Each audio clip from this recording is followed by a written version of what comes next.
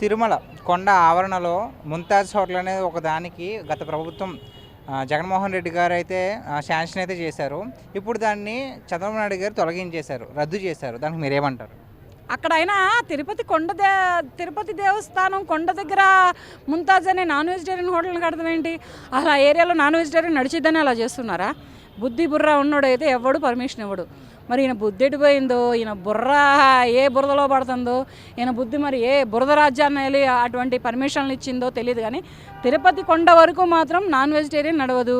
అక్కడ మొత్తం వెజిటేరియనే నడవాలి, శాకాహారమే నడవాలి, మాంసాహారం నడవడానికి వీలు లేదు. మరి అటువంటప్పుడు ఈయన ఇవ్వడం కూడా రాంగే. అది రైట్ అని ఎవరు చెప్పరు. అది రద్దు చేయడమే మేలు. అంటే ఎటువంటి ఇలాంటి చర్యలన్నీ కూడా హిందువుల మనోభావాలు దెబ్బతీయడానికే చేసినారంటారా? మరి ఆయన అప్పుడు హిందువుల మనోభావాలు దెబ్బతీయడానికే చేశాడో, లేదంటే క్రైస్తవ మనోభావాలు పెంచడానికే చేశాడో, లేకపోతే హిందూ మనోభావాలను ఇంకా రెట్టింపడానికే చేశాడు. కులమతాలను సృష్టించాడు, అన్నిటిని ఆగం చేశాడు. ఇప్పుడు సైలెంట్గా కూర్చున్నాడు. ఏంటంటే అధికారం చేతిలో లేదు కనుక కూర్చున్నాడు. ఈసారి కనుక అక్కడ అధికారం వచ్చినట్టయితే చిన్న చితక పేద బిక్కి మధ్యతరగతి కుటుంబీలు మొత్తం రాష్ట్రాలు బట్టి తట్టా బుట్ట పెళ్ళం పిల్లలు పిల్ల పాపలు మొత్తాన్ని నెత్తివేసుకొని పొలో లక్ష్మణ అంటూ వలసపోయే స్థితికి వచ్చేది. ఈసారి ప్రభుత్వం మారింది కనుక, కూటమి ప్రభుత్వం వచ్చింది కనుక అక్కడ చిన్న చితక పేద బ్రతకగలుగుతున్నారు. కాస్త వెనక్కి వెళ్తే వైఎస్ రాజశేఖర రెడ్డి గారు కూడా ఈ తిరుమల కొండపైన చర్చ్ కడదామనుకున్నారు. దాని తర్వాత ఈయనేమో లడ్డూ కల్తీ కేసు కూడా అయ్యింది. ఇప్పుడేమో ఇది అంటే మొత్తం ఫ్యామిలీ అంతా కూడా తిరుమల కొండ మీద పడ్డారేంటి మేడం? తిరుమల కొండకు ఆదాయం ఎక్కువగా. ఇప్పుడు తెలుగు రాష్ట్రాలు 2 రాష్ట్రాల్లో కంటే కూడా తిరుమల కొండకే ఆదాయం ఎక్కువ. అక్కడ ఆదాయాన్ని మలుపుకోవచ్చు. మరి వెంకన్న అక్కడ వెలిసాడు, స్వయంభుగా వెలిసిన వెంకన్న ఆయన. అక్కడ ఒక చరిత్ర ఉంది. వెంకటేశ్వర స్వామి గురించే కానీ, ఆయన భార్యల గురించే కానీ కథలుగా చెప్పుకుంటారు. ప్లస్ ఆదాయం కూడా ఎక్కువ. ఆ ఆదాయాన్ని ఇటు మలుపుకోవచ్చు అని వేసుకున్నారు ప్లాను. రాజకీయాలు అయితే నడపచ్చు, కానీ ఆరుగాలం రాష్ట్రం వీళ్ళది కాదు కదా, రాజకీయాలు వీళ్ళవి కావు కదా. ఎక్కడో ఒక దగ్గర దిగిపోవాల్సి వచ్చింది. దిగిపోయినప్పుడు ఇటువంటి దెబ్బలన్నీ తగులుతూ ఉంటాయి అన్నమాట. థ్యాంక్స్ అండి. ముంతాజ్ హోటల్ లీజ్ని అయితే రద్దు చేశారు. ఆ హోటల్ ఎక్కడ ఉందంటే తిరుమల కొండ దగ్గర ఉంది. సో దానికి మీరేమంటారు? ముంతాజ్ హోటలా అంటే నేనైతే పూర్తిగా దాని మీద అయితే కొంచెం అవగాహన లేదు. కానీ చంద్రబాబు నాయుడు గారు చేశారంటే ఏదో ఒక కారణం లేనిది చేసి ఉన్నారు అనుకుంటున్నా. అంటే అక్కడ ఎందుకు రద్దు చేశారంటే అపవిత్రమైన నీసి మాంసాలు వండే అవకాశం ఉంది కదా ముంతాజ్, అందులోనే కూడా ముస్లింది. సో అందుకు తీస్తారు. ఇంకోటి ఏంటంటే అక్కడ దానికి పర్మిషన్ ఇచ్చింది ఎవరంటే గత ప్రభుత్వం హయాం. అవునండి, ఇప్పుడు జగన్ చేసేటన్నీ ఇట్నే ఉంటాయి. ఋషికొండది అట్నే ఉంది, ఏదో తిరుపతి లడ్డులో ఏదో కల్తీ జరిగిందని అట్నే ఉంది, ముంతాజ్ హోటల్ అనేది అట్నే ఉంది. ఇవన్నీ దాని బట్టి ఇంకోసారి జగన్ కోటే ఆగండి, అంతే కదా, సింపుల్. మరి ఆ అపవిత్రమైనది ఇప్పుడు కాస్త మెరుగుపడ్డది అంటారా చంద్రబాబు నాయుడు గారు? ఖచ్చితంగా. ఇప్పుడు మీరు ఏపీలోకి వెళ్ళండి, ఆ మార్పు అనేది కనిపిస్తుంది. ఇప్పుడు అన్నా క్యాంటీన్లు అనేది స్టార్ట్ అయినాయి కదా. ఇప్పుడు మధ్యాహ్నం 5 రూపాయలకు భోజనం పెడుతున్నారంటే చిన్న విషయం కాదు కదా. ఇప్పుడు మనమే ఇక్కడ బయట ఏం తినాలని 100 రూపీస్ అవుతుంది. ఒక పేదవాడు, ఒక కూలీ పని చేసుకునేటోడు తినగలుగుతాడా? మీకు ఒక ఐడియా ఉంటుంది కదా. 100 రూపాయలు పెట్టి తినలేని కూలీవాడు ఒక 5 రూపాయలు కడుపు నిండా భోజనం వస్తుందంటే ఏం కావాలి? అదే జగన్ ఏం చేశాడు? అదే కూలీవానికి కల్తీ మందంపి వాని హెల్త్ పాడు చేశాడు. అయినా కూడా కొందరికి జై జగనే. అది ఎందుకు జై జగన్ అర్థం కాదు. ఆలోచించండి ప్రజలు, ఎందుకు జై జగన్ అనాలో. సో ఓవరాల్గా చంద్రబాబు నాయుడు గారి పాలన ఎలా ఉంది? తప్పు పట్టే విధంగా ఏం లేదు. చంద్రబాబు నాయుడు గారి పాలన బాగానే ఉంది. అమరావతి డెవలప్మెంట్ దిశగా సాగుతుంది, ఏమి ఇబ్బంది లేదు, పని జరుగుతుంది. నెక్స్ట్ కూడా పార్టీ వస్తుంది. మరి కొన్ని సంక్షేమ పథకాలు రావట్లేదని కొంతమంది అయితే హర్షిస్తున్నారు కదా, దానికి? ఇప్పుడు సంక్షేమ పథకాలు ఏముంది భయ్యా, నీకు 10,000 ఇచ్చినా అంటే నువ్వు 10 రోజుల్లో వాడుకుంటావు. అదే నీకు అమరావతి డెవలప్మెంట్ చేసి 4 కంపెనీలు వచ్చినాయంటే నీ కొడుకు డిగ్రీ అయిపోయేసరికి నీకు ఇంటికి ఒక ఉపాధి కలుస్తుంది. ఆ ఉపాధి ముందు 10,000 డబ్బులు ఏమవుతుంది? జగన్ పథకాలని జగన్ మాయలోకి తీసుకుపోయాడు. ఆ మాయలోంచి బయటికి రండి. నీకు 10,000 పథకం ఇస్తే 10 రోజుల్లో వాడుకుంటావు. అదే నీ ఇంటికి ఉపాధి ఉంటే నీ తరం బాగుంటుంది. తరం గురించి ఆలోచన చేయండి. చంద్రబాబు నాయుడు మన తరం గురించి ఆలోచన చేస్తాడు కాబట్టి, మన తరాన్ని ఆలోచించేటోళ్ళకి ఓట్లు వేయాలి కాబట్టి నెక్స్ట్ టైం కూడా మనం చంద్రబాబు నాయుడుకే ఓట్లు వేద్దాం. సో నారా లోకేష్ గారి పరిపాలన ఎలా ఉందన్న? ఆయనకి ఇచ్చిన పని ఆయన ఫుల్ఫిల్ చేస్తున్నాడు 100% అనిపిస్తుంది. ఒకప్పుడు అందరూ కూడా పప్పు అనేవారు కదా, మరి ఆయన ఎలా మారారు ఒక్కొక్కరికి? ఇప్పుడు ఆ పప్పు అంటారు కాదనను. 365 డేస్ పప్పు లేని మనం అన్నం తినలేం కదా.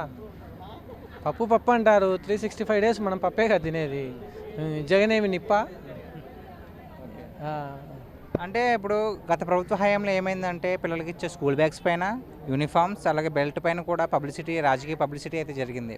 ఇప్పుడు విద్యాశాఖ మంత్రిగా పనిచేస్తున్న నారా లోకేష్ గారు ఏం చేశారంటే పిల్లలకు రాజకీయం దూరంగా ఉండాలని ఇవేమీ లేకుండా కొత్త కొత్త రంగులు ఎటువంటి పేర్లు లేని బ్యాగ్స్ ఇస్తున్నారు. మరి దానికి అదే కదండి, జగన్ అన్న కంటే భయం ఉంది, నన్ను ఎక్కడ మర్చిపోతారో అని అన్ని దాళ్ళ మీద పే చేసుకున్నాడు. చంద్రబాబు నాయుడుకు నమ్మకం ఉంది, నేను చేసే మంచి పనులు నన్ను గుర్తుపెట్టుకునేటట్టు చేస్తాయని. ఇంకా ఫోటోలు ఏం పని చంద్రబాబు నాయుడు గారితో? ఏం చేయకుంటే భయపడి ప్రజలు మర్చిపోతారనే భయంతో ఫోటోలు వేయించుకోవాలా? ఆయనకు మంచి చేస్తాడనే ధైర్యం ఉంది, చేస్తాడనే నమ్మకం ప్రజలకు ఉంది, ఇంకా ఫోటోలు ఏం పని? ఇప్పుడు ముంతాజ్ హోటల్ ఉంది కదా, సో దాన్ని రద్దు చేశారనమాట, దాని లీజ్ చంద్రబాబు నాయుడు గారు. మరి దానికి మీరేమంటారు?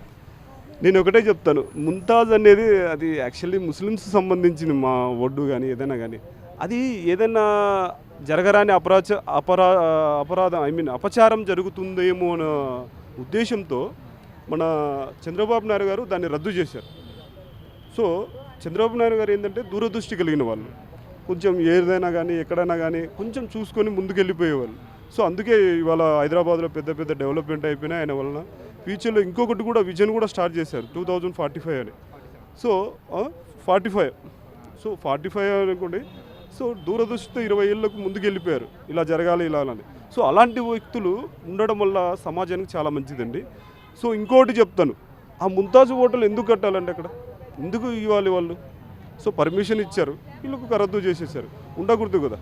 ఇప్పుడు ఏదైనా అపచారం జరుగుతుంది, కొండపైన మాంసాహారం కానీ ఏదైనా కానీ ఇంకోటి అసాంఘిక కార్యక్రమాలు కానీ జరగకూడదని దాన్ని దూరదృష్టితో ఆలోచించి చంద్రబాబు నాయుడు గారు రద్దు చేశారు. దీనిపైన నేను మనస్ఫూర్తిగా థ్యాంక్స్ చెప్పుకుంటున్నాను.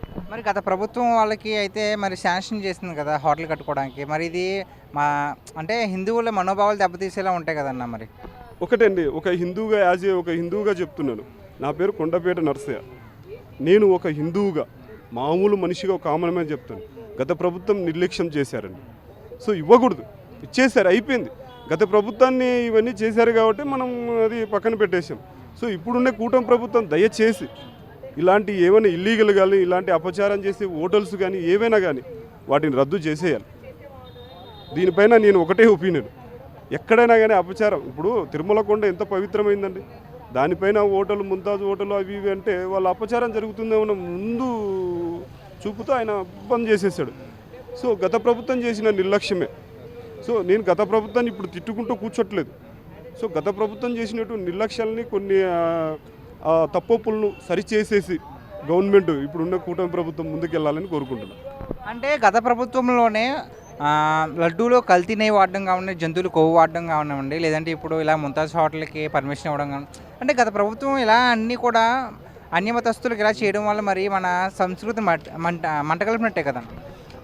అప్రాక్సిమేట్లీ దాదాపుగా మంట కలిపినట్టే అండి. ఇప్పుడు ఏదైనా కానీ మన హిందూ సాంప్రదాయాల ప్రకారం, మన హిందూ సాంప్రదాయాలు కొన్ని దేవస్థానాలలో జీవవేద, జంతువేద యానిమల్కి సంబంధించి ఏ వేద కూడా ఉండదు.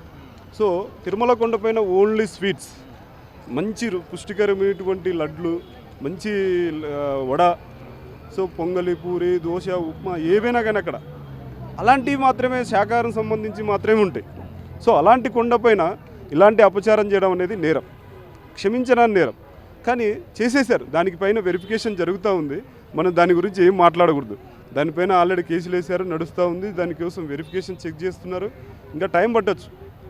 అది థ్యాంక్స్ అండి.